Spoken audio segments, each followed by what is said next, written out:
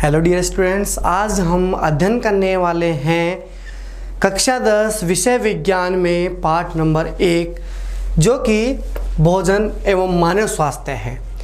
पाठ नंबर 1 का नाम है भोजन एवं मानव स्वास्थ्य।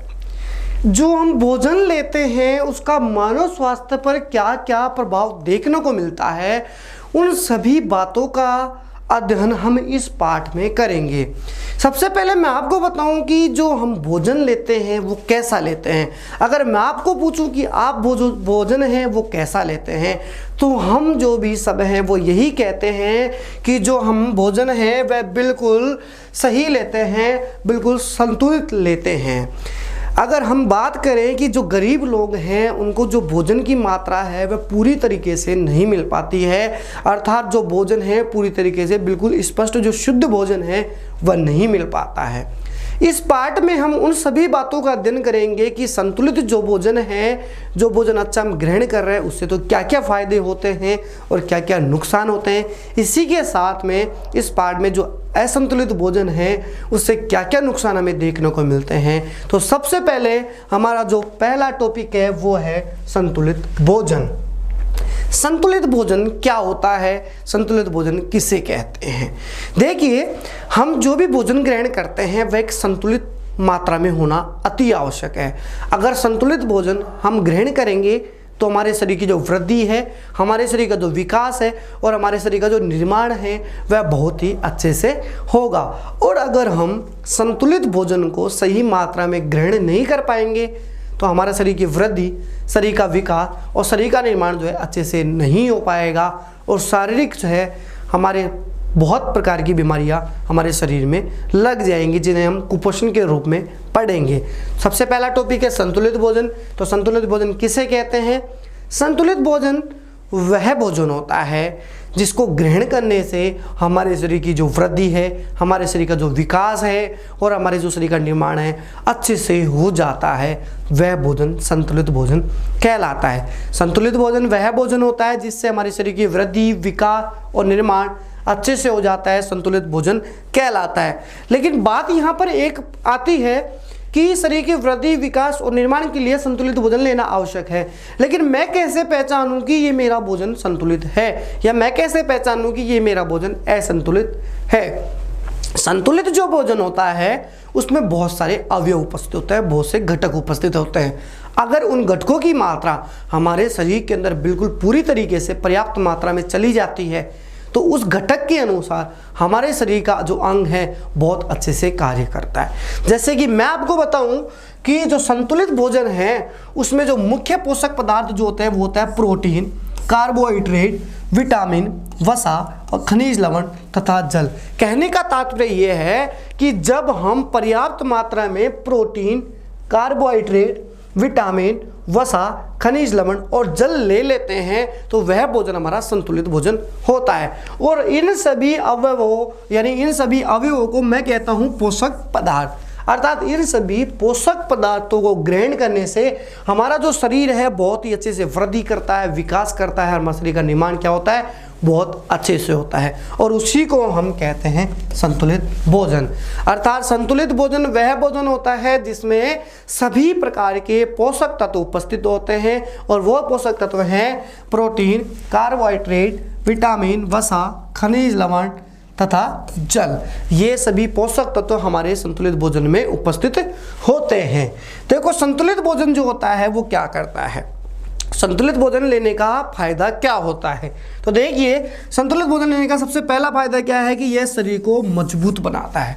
यदि हम प्रोटीन, कार्बोहाइड्रेट पर्याप्त मात्रा में हमारे शरीर को दे रहे हैं तो यह है हमारे शरीर को बिल्कुल मजबूत बनाता है। और अगर हमारा शरीर मजबूत बनेगा तो हमारे शरीर में किसी भी प्रकार की बीमारी नहीं लगेगी और हमारे शरीर की जो इम्यूनिटी पावर है वो बढ़ेगा, रोग प्रतिरोधक क्षमता है वो बढ़ेगी, रोगों से लड़ने के लिए जो रोग प्रतिरोधक क्षमता होती है वो बढ़ती है।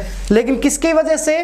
संतुलित भोजन की वजह से। तो संतुलित भोजन यानी जो पोषक पदार्थ हैं इनको पर्याप्त मात्रा में लेने से शरीर स्वस्थ रहता है, शरीर मजबूत बनता है, रोग प्रतिरोधक क्षमता अर्थात रोगों से लड़ने की क्षमता बढ़ती है, संतुलित भोजन से दिमाग तेज होता है, जो सभी बच्चों को चाहिए होता है। लेकिन कुछ बच्चे क्या होते हैं, प्रोटीन कार्बोहाइड्रेट ना लेकर के बहुत सारे फास्ट फूडों को ग्रहण करते हैं, जिसकी वजह से उनका दिमाग जो होता है वृद्धि ना करके वृद्धि कम करने लगता है। तो मेरे कहने का मतलब है, आप फास्ट फूडों को पीछे छोड़िए और संतुलित भोजन खाना चालू कीजिए, जिससे आपका जो दिमाग है वह तेज हो और आपका शरीर बिल्कुल क्या हो, स्वस्थ हो। जीवन के संचालन के लिए कार्बोहाइड्रेट, प्रोटीन, वसा, खनिज लवण, विटामिन तथा जल उचित मात्रा में लेना चाहिए। यहाँ पर बहुत बड़ी बात कह रहा है कि जीवन के संचालन के लिए हमें ये पोषक पदार्थ लेने ही हैं, पोषक तत्व जो हैं लेने ही हैं। आप अपने जीवन संचालन के लिए क्या इन पोषक तत्वों को ग्रहण करते हैं? हाँ, मैं अपने जीवन संचालन के लिए इन पोषक तत्वों को ग्रहण करता हूँ। अगर मैं इन पोषक तत्वों को ग्रहण नहीं करता तो क्या मैं आपको आज पढ़ा पाता? क्या मेरा दिमाग तेज होता? क्या मेरे में रोगों से लड़ने की क्षमता होती? नहीं। मैं इन संतुलित भोजन को ग्रहण करने से ही मेरे शरीर में रोग प्रतिरोधक क्षमता पूरी तरह से विकसित है। मेरा जो दिमाग है आपको पढ़ाने के लिए अनुकूल है, लेकिन सिर्फ कारण है संतुलित भोजन। तो संतुलित भोजन के घटक हमने देखे हैं, संतुलित भोजन से हमारे शरीर को क्या क्या फायदा है वो हमने देखे हैं, और संतुलित भोजन से क्या क्या हमारे शरीर को नुकसान है। क्या है नुकसान? नुकसान देखो, रोग प्रतिरोधक क्षमता कम हो जाती है, दिमाग सही नहीं रहता है, शरीर अस्वस्थ रहता है। यह संतुलित भोजन ना होने की वजह से होते हैं। हमारे पास में पहला टॉपिक था संतुलित भोजन, और हम दूसरा बात करते हैं असंतुलित भोजन। देखिए, संतुलित भोजन तो हमने देख लिया कि पोषक पदार्थ उपस्थित होने चाहिए, लेकिन अगर उस भोजन में कोई भी पोषक पदार्थ उपस्थित नहीं है जो हम भोजन ग्रहण कर रहे हैं, अगर हम कोई भी ऐसा भोजन ग्रहण कर रहे हैं जिसमें कोई सभी पोषक तत्व उपस्थित नहीं है, तो वह भोजन जो है हमारा असंतुलित भोजन कहलाता है। और मैं है जो असंतुलित भोजन ग्रहण नहीं करता, जिसके कारण से मेरा जो शरीर है बिल्कुल स्वस्थ और मजबूत है। लंबे समय तक जब हमारे पोषण में किसी एक या अधिक पोषक तत्व की कमी होती है तो उसे कुपोषण कहते हैं। तो बहुत ही गंदा नाम लगता है कुपोषण यहाँ पर देखने को, कि जब हमारे शरीर में पोषक तत्व हम नहीं ग्रहण करें तो पोषक तत्व नहीं ग्रहण करने की वजह से शरीर में हमें कुपोषण देखने को मिलता है। और वो कुपोषण का मतलब बीमारी ही होता है। यहाँ कुपोषण का मतलब बीमारी से ही लिया गया है कि जब हम लंबे समय तक संतुलित भोजन को ग्रहण नहीं करेंगे तो बहुत सारे रोग हमें लगेंगे। उन रोगों का जो एक समरूप बात है कुपोषण से कही गई है। और जो कुपोषण का प्रभाव है हमारे शारीरिक को और मानसिक दोनों प्रकार की दुर्बलताओं को प्रकट करता है। तो मैं कहता हूँ आप यह असंतुलित भोजन को ग्रहण मत कीजिए। अगर आप असंतुलित भोजन को ग्रहण नहीं करेंगे तो क्या होगा?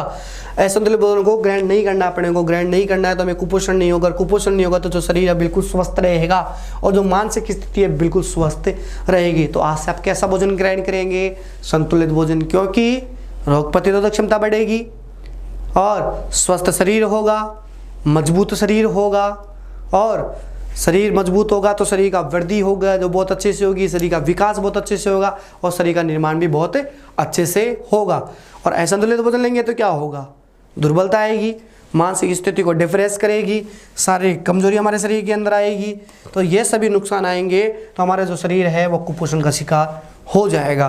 तो यहाँ पर कुपोषण की परिभाषा क्या आती है कि जब लंबे समय तक हम संतुलित भोजन को ग्रहण नहीं करते हैं तो हमारा जो शरीर है कुपोषण का शिकार हो जाता है। अब कुपोषण का जो शिकार है वही कई प्रकार से हो सकता है। यहाँ पर सबसे पहले कुपोषण के शिकार में हम बात करेंगे उसमें है विटामिन कुपोषण। देखिए, हमने अभी यहाँ पर संतुलित भोजन के घटक देखे थे, कार्बोहाइड्रेट, विटामिन, जल, वसा, खनिज लवण आदि। उन सभी घटकों का हम एक एक यहाँ पर अध्ययन करते हैं। सबसे पहला जो घटक है वो हम यहाँ पर लेते हैं विटामिन। देखिए, विटामिन का जो नाम है आप बहुत जगह पर सुनते हैं, लेकिन क्या विटामिन की जो एक मात्र परिभाषा है वो क्या आप जानते हैं? जी नहीं। तो हम आपको एक विटामिन की जो बिल्कुल अच्छी परिभाषा है वो यहाँ पर बताते हैं कि विटामिन ऐसा भोज्य पदार्थ है, एक संतुलित भोजन के अंदर आता है। तो विटामिन एक ऐसा भोज्य पदार्थ है जिसको मात्र थोड़ी सी मात्रा में लेने से ही हमारे शरीर की वृद्धि, विकास और निर्माण अच्छे से हो जाता है। मैं आपको ये नहीं कहता कि विटामिन को आप बहुत ज़्यादा मात्रा में लो। विटामिन को अगर आप कुछ मात्रा में भी ग्रहण करते हैं डेली रोजाना अपने दैनिक दिनचर्या के अंदर, तो जो शरीर की वृद्धि है, विकास और निर्माण बहुत अच्छे से होता है। तो विटामिन जो होते हैं भोजन का बहुत ही सूक्ष्म भाग होते हैं जो कार्य की दृष्टि से बहुत ही महत्वपूर्ण होते हैं। और जब हम लंबे समय तक विटामिनों को ग्रहण नहीं करते हैं तो हमारा शरीर विटामिन की कमी से होने वाले रोगों से ग्रस्त हो जाता है। और जब हमारा शरीर विटामिन की कमी से होने वाले रोगों से ग्रस्त होता है तो उसको हम क्या कहते हैं, विटामिन कुपोषण कहते हैं। विटामिन कुपोषण किसे कहते हैं? लंबे समय तक जब हम भोजन में विटामिन की ग्रहण नहीं करते हैं तो विटामिन ग्रहण नहीं करने से विटामिन के कारण से कई प्रकार के रोग हमारे शरीर में देखने को मिलते हैं, उसे ही हम विटामिन कुपोषण कहते हैं। विटामिन कुपोषण की चर्चा करने से पहले मैं आपको यहाँ पर विटामिन के प्रकार की चर्चा करता हूँ कि विटामिन जो है कितने प्रकार का होता है। सबसे पहले हम बात करें, जो विटामिन है हमारे पास में दो प्रकार का होता है। पहला जो विटामिन है वो होता है जल में घुलनशील और जो दूसरा विटामिन होता है वसा में घुलनशील। जल में घुलनशील विटामिन होता है वाटर सोल्यूबल और हमारे पास में जो दूसरा विटामिन है वसा में वो होता है फैट सोल्यूबल। तो आपकी परीक्षा के अंदर बहुत बार ये पूछा जाता है कि विटामिन कितने प्रकार के होते हैं, तो आपका सही उत्तर यही होना चाहिए कि विटामिन मुख्यतः दो प्रकार के होते हैं, एक तो जल में विलय विटामिन और दूसरे हैं वसा में घुले विलय विटामिन। अब जो यहाँ पर वसा में घुलनशील विटामिन है और जो जल में घुलनशील विटामिन है वो कौन कौन से हैं, उनका जो अध्ययन आप इस चार्ट के द्वारा कर सकते हैं। सबसे पहले हम बात करें वसा में घुले विटामिन की, तो वसा में जो घुले विटामिन है मुख्यतः चार प्रकार के होते हैं, vitamin A, vitamin D, vitamin E और विटामिन के। वसा में घुले विटामिन अर्थात फैट सोल्युबल विटामिन चार प्रकार के हैं, vitamin A, vitamin D, vitamin E और विटामिन के। और हमारे पास में जो वाटर सोल्युबल विटामिन है, जल में घुलनशील जो विटामिन है, दो प्रकार के हैं, विटामिन बी और विटामिन सी। विटामिन बी और विटामिन सी दो हैं जल में घुलनशील, इनको भी आगे सब डिवाइडेशन किया गया है। विटामिन बी जो है एक कॉम्प्लेक्स होता है। विटामिन बी क्या होता है? विटामिन बी जो एक कॉम्प्लेक्स के रूप में आता है अर्थात इसमें बहुत सारे विटामिन पाए जाते हैं। उनमें से कौन कौन से नाम हैं? विटामिन बी के अंदर पहला आता है विटामिन बी1, दूसरा विटामिन बी2, तीसरा विटामिन बी3, चौथा विटामिन बी5, पांचवा विटामिन बी6, छठा अपने पास में बी7, सातवां बी9 और आठवां है बी12। अर्थात हम कह सकते हैं कि जो हमारे पास में वाटर सोल्युबल विटामिन है वो दो प्रकार के हैं, पहला है विटामिन बी कॉम्प्लेक्स, दूसरा है vitamin C. Vitamin B complex को 8 ग्रुपों में बांटा गया है, पहला है B1, बी2, B3, B5, B6, बी9 and B12. अब याद रखने का क्रम कैसे होगा, याद इसको कैसे रखेंगे? हो सकता है बी3 के बाद में बी4 डाल दे, बी5 को भूल जाएं, तो याद रखने का क्रम एक ही है यहाँ पर सीधा कि बी1, बी2, बी3, बी4 को आप भूल जाएं और बी4 के बाद में जो 4 का डबल होता है 8, उसको भी आप यहाँ पर भूल जाएं। तो बी4 और बी8 को अपन भूल जाते हैं तो दो विटामिन सीधे से यहाँ पर गायब हो जाते हैं और अपने पास में जो 11 नंबर का विटामिन आता है उसको आप आसानी से याद कर सकते हैं। तो देखिए बी1, बी2, बी3, बी4 को मैं भूल गया, बी5, बी6, बी7, 4 दूनी 8 आए, इसको मैं भूल गया, बी9 एंड बी12। हमारे पास में विटामिन बी को सीक्वेंस जो हमने की वो याद हमें हो चुकी है। तो हम कह सकते हैं विटामिन दो प्रकार के होते हैं, विटामिन जल में घुलनशील और विटामिन वसा में घुलनशील। वसा में घुलनशील vitamin A, vitamin D, vitamin E, vitamin के। जल में घुलनशील विटामिन बी कॉम्प्लेक्स और विटामिन सी। विटामिन जी सी होता है एस्कॉर्बिक एसिड होता है, विटामिन जो सी है एस्कॉर्बिक एसिड होता है। और जो विटामिन सी है इसकी चर्चा हम यहीं पर कर लेते हैं।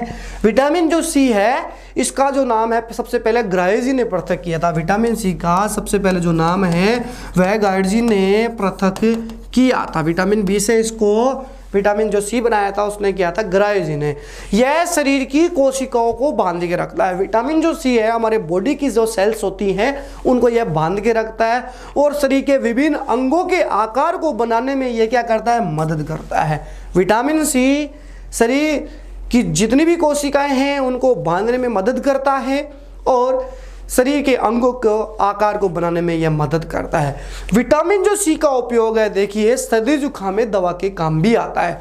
विटामिन जो सी है इसका उपयोग सर्दी जुकाम में दवा के काम भी आता है। और विटामिन सी का जो मुख्य स्रोत होता है नारंगी जैसे फल। विटामिन सी जो है मुख्य रूप से नारंगी जैसे फल में मिलता है और जो सिट्रस फूड होते हैं वहाँ पर विटामिन सी देखने को मिलता है। नेक्स्ट जो है चर्चा हम करते हैं कि अगर विटामिन शरीर में उपलब्ध नहीं हो पाए, पर्याप्त मात्रा में विटामिन नहीं जा पाए तो विटामिन की कमी से हमारे शरीर में क्या क्या रोग देखने को मिलेंगे। हमने यहाँ पर अभी अध्ययन किया था कि विटामिन किसे कहते हैं, विटामिन कितने प्रकार के होते हैं। तीसरा प्रश्न है विटामिन जो है उनकी कमी से हमारे शरीर में कौन कौन से रोग देखने को मिलते हैं। तो यहाँ पर हमने विटामिन की चर्चा पहले ही कर ली है कितने प्रकार की होती है। हम यहाँ पे आपको एक सारणी दिखाई दे रही है, इससे सारणी के अंदर कुछ विटामिनों के नाम हैं, उनकी कमी से होने वाले रोग हैं और उनके रोगों के लक्षण हैं। तो सबसे पहले हम बात करते हैं विटामिन ए की। यहाँ पर आपको देखने को मिल रहा है कि विटामिन जो ए है उसकी कमी से रोग होता है रतौंधी। विटामिन ए की कमी से रतौंधी रोग होता है जिसको हम कहते हैं नाइट ब्लाइंडनेस। क्या लक्षण होता है? विटामिन ए की कमी के कारण से कम प्रकाश या रात में दिखाई नहीं देता है। देखिए कि जब भी किसी के शरीर में विटामिन ए की कमी हो जाती है तो उस व्यक्ति को रतौंधी नामक रोग हो जाता है, जिसके कारण से वह व्यक्ति एक तो जो कम प्रकाश होता है उसमें नहीं देख पाता है और रात्रि में उसको नहीं दिखता है। इसलिए इस रोग को हम कहते हैं रात्रि अंधता, यानी रात्रि की जो अंधता होती है उसमें उस व्यक्ति को स्पष्ट रूप से दिखता है। और मैं कहता हूँ कि रात में तो सभी को नहीं दिखता है, बिल्कुल सही बात, अंधेरे में तो किसी को नहीं दिखता है। लेकिन यहाँ पर बात आती है कम प्रकाश की। अगर रात में कम प्रकाश होता है तो उस व्यक्ति को अंधेरा ही लगता है, पूरी तरीके से स्पष्ट रूप से नहीं दिख पाता है, जिस व्यक्ति को विटामिन ए की कमी होती है। जो विटामिन ए अपने पास में है ये हमें मुख्यतः संक्रामक रोगों से बचाता है। विटामिन जो ए है मुख्यतः में संक्रामक रोगों से बचाता है। जो इसका रासायनिक नाम है वह होता है रेटिनॉल। और जो रासायनिक नाम याद करने का एक जो ट्रिक है वह मैं आपको अभी से सारणी के बाद में बता दूंगा। तो सबसे पहले हम इनके कमी से होने वाले रोग और रोगों के लक्षण का अध्ययन करते हैं। विटामिन जो ए होता है रतौंधी रोग होता है, यह हमें संक्रामक रोगों से बचाता है। रोगों के लक्षण पे हमने देख लिया, रात्रि अंधता। बात करते हैं विटामिन बी1। देखिए जो विटामिन बी1 है विटामिन बी का ही स्रोत है। जैसे कि हमने अभी पढ़ा था कि विटामिन जो हमारे पास में बी था वह vitamin B1, बी2, B3, B5, B6, बी7, बी9, B12 था। तो उसी का रूप को हम विटामिन इसके अंदर पढ़ते हैं। सबसे पहले हमारे पास में हम देखें विटामिन बी1 को। विटामिन बी1 को जो है हम कहते हैं थायमीन। जो इसका रासायनिक नाम होता है वह क्या होता है? थायमीन होता है। विटामिन बी की कमी से बेरी रोग होता है और बेरी नामक रोग की वजह से जो हृदय की धड़कन है, हार्ट बीट है, वो कमज़ोर हो जाती हैं और जो पेशी व तंत्रिकाएं हैं वो भी कमज़ोर हो जाती हैं। मैं कह सकता हूं कि विटामिन बी1 की कमी से बेरी नामक रोग होता है जिससे हृदय की धड़कन कमज़ोर हो जाती है और पेशी तंत्रिका भी कमज़ोर हो जाती है। बात कर लिए विटामिन बी के, तो विटामिन जो बी का होता है मैं आपको एक बात बता देता हूं नोट के अंदर, आप इस बात को याद रखिएगा कि विटामिन बी को जीवन शक्ति कहते हैं। विटामिन बी को हम जीवन शक्ति के रूप में ही जानते हैं। यह 120 सेंटीग्रेड तक गर्मी सहन करने की क्षमता रखता है। विटामिन जो बी है लगभग 120 सेंटीग्रेड तक गर्मी सहन करने की क्षमता रखता है और इससे अत्यधिक ताप पर यह गर्मी सहन नहीं कर पाता और ये नष्ट हो जाता है। और यह मुख्य रूप से भोजन को पाचन तंत्र में सक्रिय रखता है। भोजन जो हमारा होता है, पाचन क्रिया होती है, उसमें भी यह सक्रिय रूप से कार्य करता है। इसके जो मुख्य स्रोत हैं वो होता है टमाटर है, भूसीदार गेहूं का जो आटा होता है, अंडे हैं, बादाम है, अखरोट है, दूध है, फलदार जो सब्जियां हैं, पत्तेदार जो सब्जियां हैं, वो सभी विटामिन बी के स्रोत होते हैं। बी के स्रोत की बात कर रहे हैं क्योंकि बी कॉम्प्लेक्स के ही उदाहरण यहाँ पर आते हैं। विटामिन बी की कमी से देखो यहाँ पर हमारे पास में हमने ये तो देख लिया, इसी के साथ में शरीर का जो वजन घटता है विटामिन बी की कमी से घटता है। पाचन जो क्रिया खराब हो जाती है विटामिन बी के कारण से खराब होती है। हमारे पैर जो हैं कभी ठंडे हो जाते हैं, गीले हो जाते हैं, गीले होते पैर कभी बहुत बार ज़्यादा ठंडे हो जाते हैं, तो वह भी विटामिन बी के कारण से ही होते हैं। अब हम चलें विटामिन बी के अंदर जो दूसरा है विटामिन बी2, इसका नाम है राइबोफ्लेविन। इसका रासायनिक जो नाम है वह बताया गया राइबोफ्लेविन। इसकी कमी से राइबोफ्लेविनोसिस नामक रोग होता है, जिसके कारण से क्या होता है, जो मुख का किनारा है और जो हमारी होठों की त्वचा है वह फटने लगती है और स्मरण शक्ति, हमारी जो याददाश्त है वो भी कमज़ोर होने लगती है। अरे बच्चों क्यों नुकसान करते हो तुम तुम्हारा, अरे इन संतुलित भोजन को ग्रहण करो जिसकी वजह से ये सभी रोग आपको देखने को ही नहीं मिले। अगर आप अच्छा खासा संतुलित भोजन ग्रहण करते हैं तो ये सभी जो आप पढ़ रहे हैं वो आपको कभी देखने को आपके शरीर में नहीं मिलेंगे। तो इन रोगों से बचने के लिए हमें संतुलित भोजन को पर्याप्त मात्रा में ग्रहण करना चाहिए। उसी के साथ विटामिन, कार्बोहाइड्रेट, प्रोटीन, जल को पूरी पर्याप्त मात्रा में लेना चाहिए। अगला जो हमारे पास में विटामिन बी का ही कॉम्प्लेक्स में है विटामिन B3, जिसका रासायनिक नाम है नियासिन। इसकी वजह से हमें पेलेग्रा रोग होता है, जिसके कारण से क्या होता है, जीभ व त्वचा की जो पपड़ियां हैं वो पड़ जाती हैं, खराब हो जाती है। जीभ व त्वचा पर जो है पपड़ियां बहुत ज़्यादा होने लग जाती है। जीभ होती है वहाँ पर पपड़ियाँ पड़ने लग जाती हैं, त्वचा होती है उस पर पपड़ियाँ जमने लग जाती है विटामिन B3 के कारण से, जिसका रासायनिक नाम है नियासिन। अब हम बात कर रहे हैं एस्कॉर्बिक एसिड विटामिन सी की, जिसके कारण से हो जाता है स्कर्वी रोग, और जिसकी वजह से मसूड़ों से खून आता है और त्वचा पर क्या बनने लग जाते हैं, चकदे बनने लग जाता है। त्वचा पर बहुत बार आपने देखा होगा, आपके शरीर पर भी होंगे अगर आपने विटामिन की कमी होगी तो, वरना आपने बहुत लोगों के शरीर पर देखे होंगे कि त्वचा पर चकदे बन जाते हैं विटामिन सी के कारण से। मसूड़ों से कई लोगों को खून निकलता है, किसके कारण से, विटामिन सी के कारण से। तो आप क्यों करते हैं ऐसा, आप लीजिए ना विटामिन सी को पूरी तरीके से, जिससे आपको कोई खून नहीं देखने को मिले मसूड़ों के अंदर। तो देखिए हम विटामिन सी की बात कर रहे हैं, तो अभी मैंने आपको कुछ देर पहले विटामिन सी की चर्चा की थी कि ग्रायो जी ने इसको प्रत्यय किया था। यह शरीर की कोशिकाओं को बांध के रखता है, विभिन्न अंगों के आकार को बनाने में मदद करता है, सर्दी जुकाम में दवा का काम करता है, और यह मुख्यतः नारंगी जैसे फल और सिट्रस में हमें पाया जाता है। इसका नाम होता है रासायनिक एस्कॉर्बिक एसिड। विटामिन डी, जिसका रासायनिक नाम है कैल्सीफेरोल, इसे मुख्यतः जो रोग होता है वो होता है रिकेट्स, और पैरों की हड्डियां मुड़ जाती हैं, घुटने पास आ जाते हैं, इस रोग के प्रमुख लक्षण हैं। देखिए विटामिन डी की जब भी शरीर में कमी हो जाती है तो उसकी वजह से हमें रोग होता है, वो होता है रिकेट्स, जिसके कारण से जो पैरों की हड्डियां हैं वो मुड़ जाती हैं, घुटने पास आ जाते हैं, अंगों में विकृति आ जाती है, पैरों में बहुत ज़्यादा दर्द देखने को मिलता है। तो पैरों में ज़्यादा दर्द का होना, अंगों में विकृति आना, पैरों की हड्डियों का मुड़ जाना, ये सब विटामिन डी के लक्षण हैं।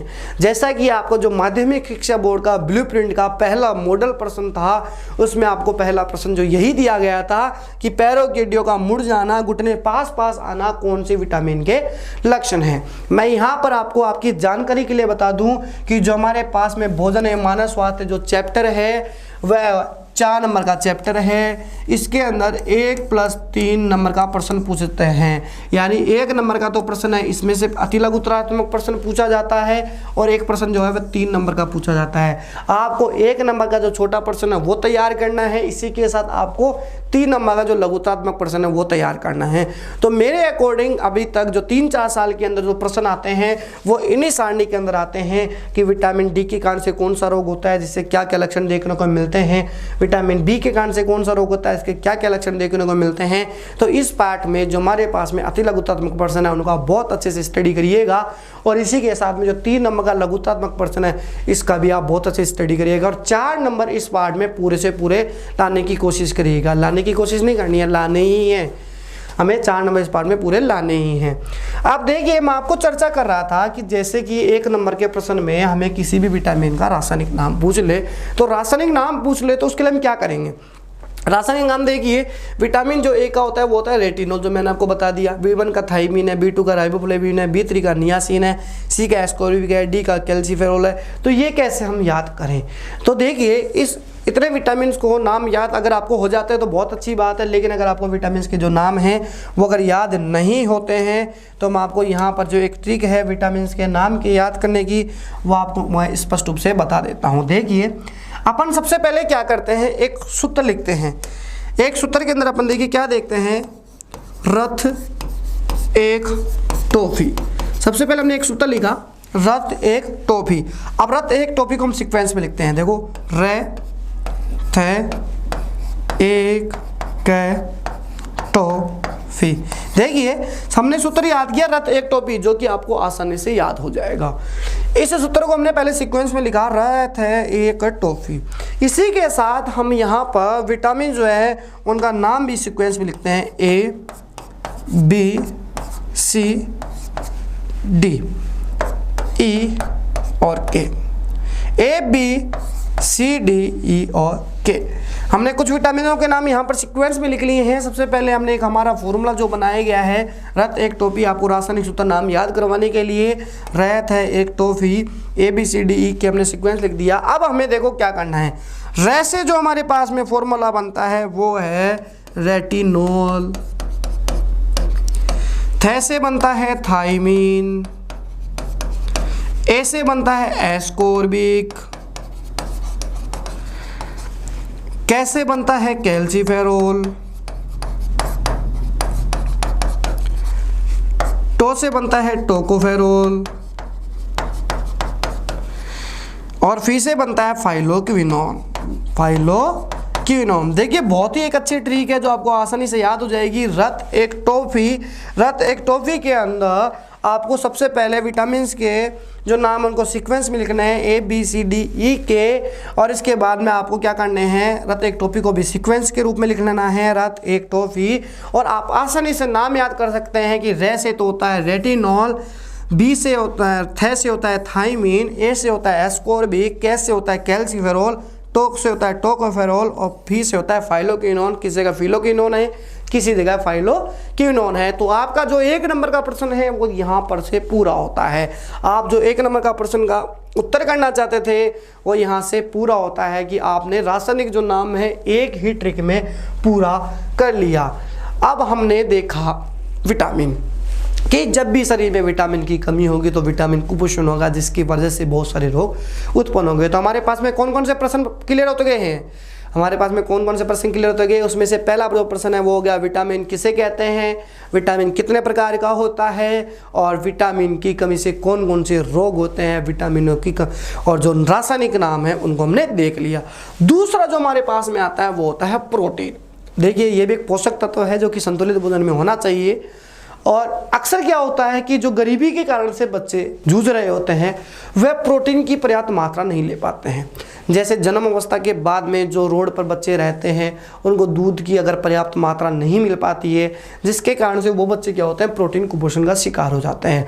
अर्थात हम यहाँ पर बात कर रहे हैं प्रोटीन कुपोषण की, तो हम कह सकते हैं कि जो प्रोटीन कुपोषण है वह मुख्यतः बच्चों में देखने को मिलता है। देखिए कि गरीबी के कारण लोगों को भोजन में प्रोटीन की पर्याप्त मात्रा नहीं मिल पाती है, जिससे लोग क्या होते हैं प्रोटीन कुपोषण के शिकार हो जाते हैं। और मुख्यतः यह जो प्रभाव है छोटे बच्चों में देखने को मिलता है, जो कि मैंने आपको इसका रीजन बता दिया है गया है कि छोटे बच्चे जो होते हैं गरीबी के कारण से फुटपाथ पे रहते हैं, ना तो उनको संतुलित भोजन मिल पाता है। और जब प्रोटीन की हमारे शरीर में क्या होती है सबसे ज़्यादा मात्रा लेनी होती है, जिससे शरीर का वृद्धि और विकास आसानी से होता है।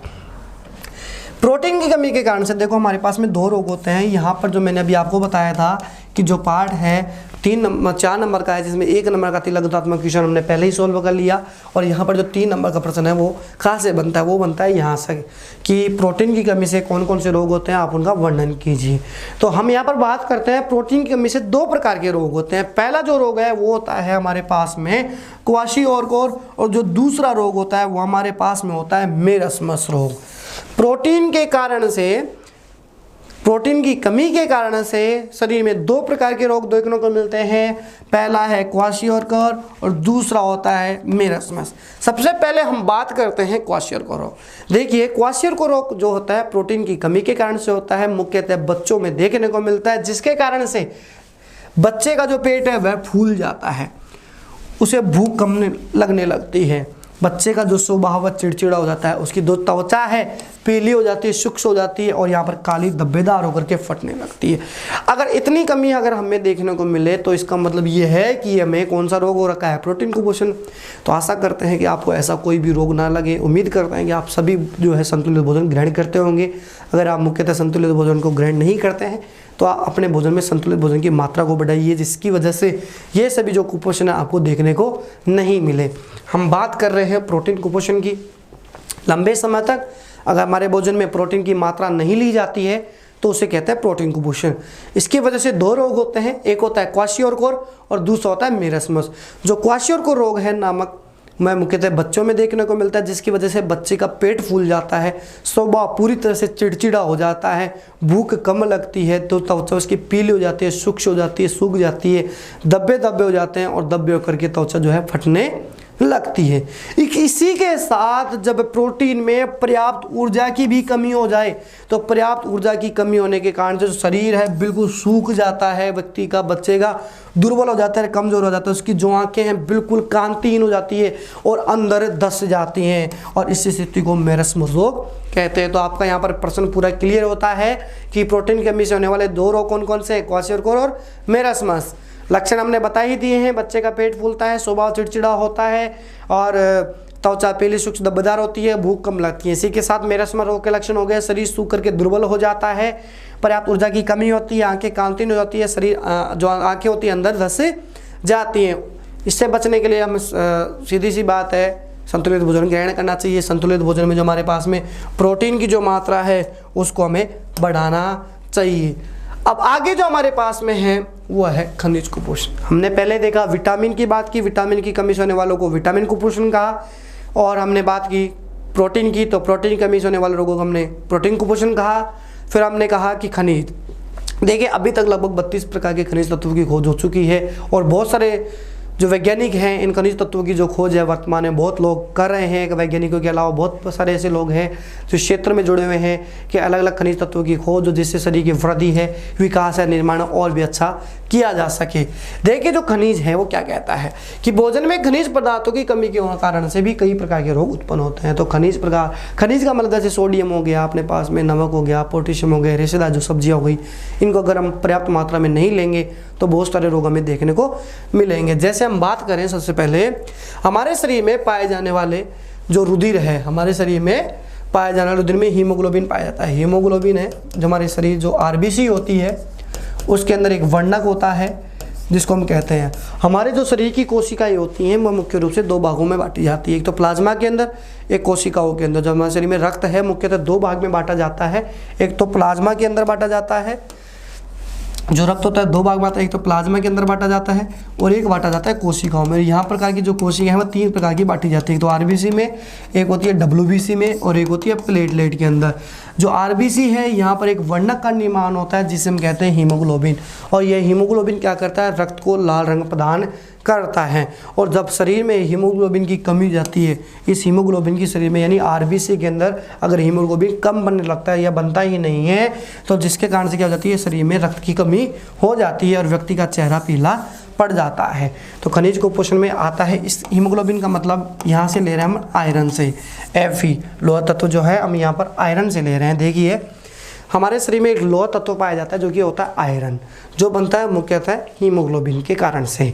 और अगर उस आयरन की शरीर में हमारी कमी हो जाती है तो शरीर जो होता है रक्तहीन हो जाता है, शरीर में रक्त नहीं रहता है और उसके कारण से क्या होता है, व्यक्ति का जो चेहरा है पीला पड़ जाता है। खनिज कुपोषण के अंदर पहली बात कर हमने आयरन की। दूसरी बात हम करते हैं जो होता है खनिज कुपोषण में वो होता है कैल्शियम।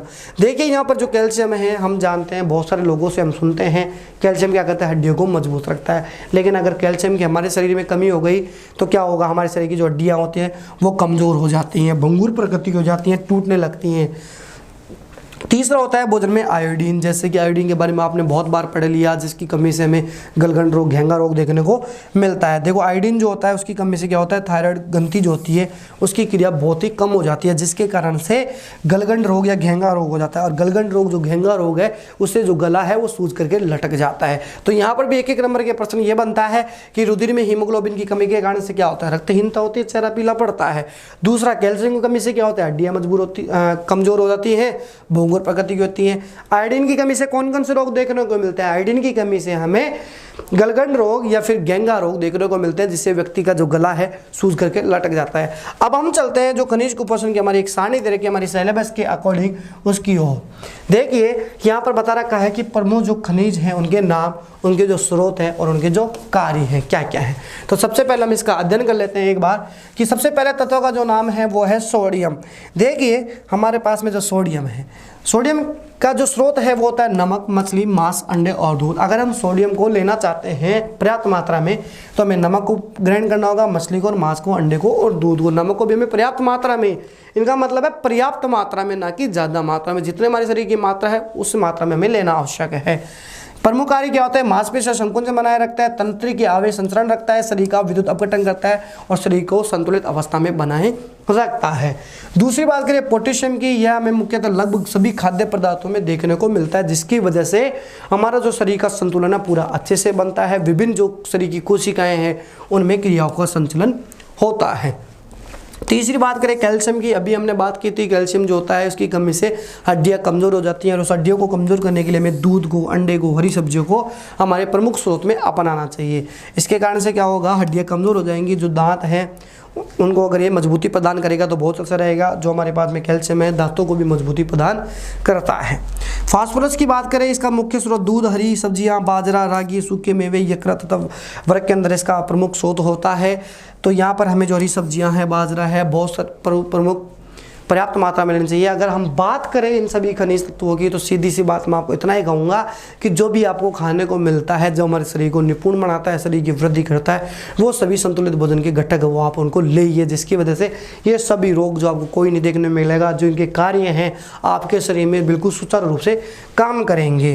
फास्फोरस जो है क्या करता है, कैल्शियम से मिल जाता है और इसको हड्डियों को मजबूत बनाता है, दांतों को भी मजबूती प्रदान करता है। लोह तो मैंने अभी देखा था कि से कमी हो जाती है, रक्त हो जाती है, आयरन की कमी होती है। इसके लिए हमें क्या करना चाहिए, दही, सब्जियां, गाजर आदि को पर्याप्त मात्रा में लेना चाहिए। यह क्या करता है, रुधिर में हीमोग्लोबिन का निर्माण करता है, जो कि आरबीसी का एक वर्णक होता है और हमारे पास में उत्तक ऑक्सीजन के रूप में भी काम आता है। ऑक्सीजन को शुद्ध करने, ऑक्सीडेटेड रक्त में भी काम आता है, जिसकी चर्चा है हमें जो नेक्स्ट चैप्टर में भी करेंगे।